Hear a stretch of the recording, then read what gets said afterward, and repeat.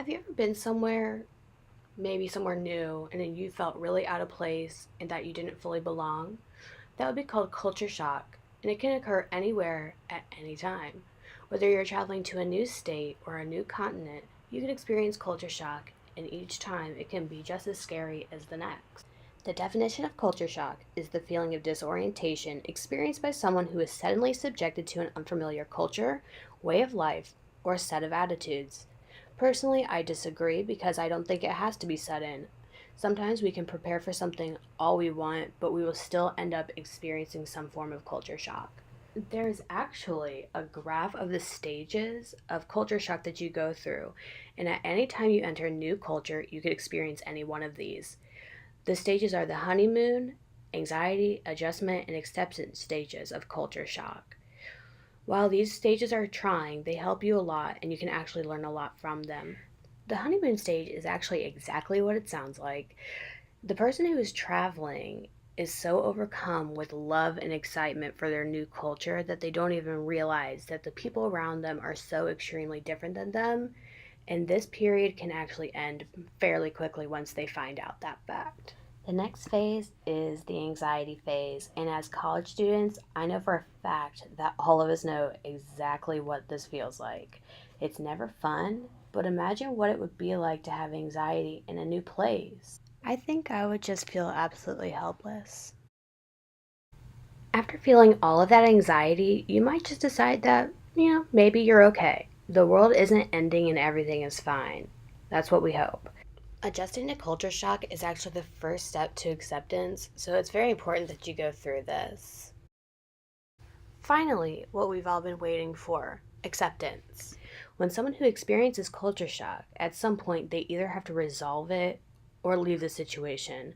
But the lessons learned on your journey are very important and they can end up being truly beneficial to you in the long run.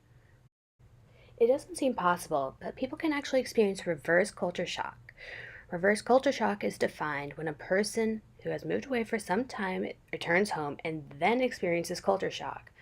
I, for example, experienced reverse culture shock after returning home from a 5 month trip to Australia, but when I went to Australia, I did not experience any culture shock. So basically, culture shock can happen anywhere around the world, anytime a person moves anywhere. Whether it be from America to Asia or just from state to state, culture shock could be waiting for you. It's nothing to be embarrassed about. You just have to know how to deal with it. Personally, I experienced culture shock when I began college here at TCU. I never expected to have this happen to me because I've traveled and lived away from home at several different points in my life, but traveling and school are two very different things, and that's something I've really had to learn. Adjusting to any culture, school or community wise, can be something that really impacts your future decisions of your life. Being away in any capacity can bring on a host of issues. Being involved with a culture that is different than your own can be very stimulating, but it can also be very challenging. One thing that I wish I would have known is that culture shock has actual symptoms, and being aware of them may help you deal with and understand the new things that are happening. This has helped me take proactive steps to being successful here at TCU. It's really weird to think about something as silly as culture shock being so hard on us. But like I said, it's a real learning experience. Cultural shock can bring on several mental and physical issues, and if you don't deal with them, it can really negatively impact your life. That's what happened to me my freshman year. Before getting personal, let's talk about what can happen physically when you experience culture shock. You can have extreme fatigue, frequent illness, too much or too little sleep, eating too much or too little, upset stomachs, and headaches. None of these sound fun, and you shouldn't have to put up with these things, especially if you really don't have to. Next, mentally, you could experience many things. These include loneliness, depression, homesickness, helplessness, irritability, being overly emotional, and again, like I said, many other things. Culture shock can be a very serious thing, and if you don't recognize its effects, they might start running wild and then eventually take over your life. I have a confession. I have experienced many of the things above, and I never wanted to admit it because college is supposed to be the best time of your life. It's a time to go crazy, to be happy, and to meet your forever friends. And I really didn't have that experience my freshman year. It was really hard for me to get over that, but now I'm loving life. So if anyone is having these issues, it gets better. Coming out of shock is a great feeling, but it does take some work. There's obviously some very generic things to do, but my advice is to put yourself out there no matter what. Staying home and watching Netflix is honestly never the move.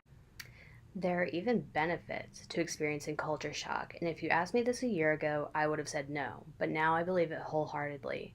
People have reported culture shock helped them to find confidence in themselves and to look at other cultures in a much more sophisticated way.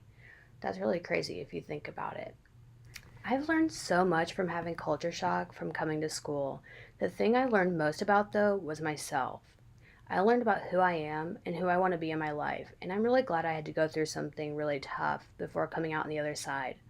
Culture shock is a very normal thing, and it can actually help you a lot if you have an open mind. When I first came to TCU, I absolutely hated it. I almost dropped out so many times, and I can't believe I'm saying that out loud. I thought I hated it just because I wasn't having the typical quote unquote college good time. Little did I know how much I had to learn in the coming months and how much I had to be grateful for. So now I'll leave you with this. If I would have given in to culture shock and all the things that came with it, I would have never had the opportunity to come to love TCU as much as I do now. Thank you and go Frogs.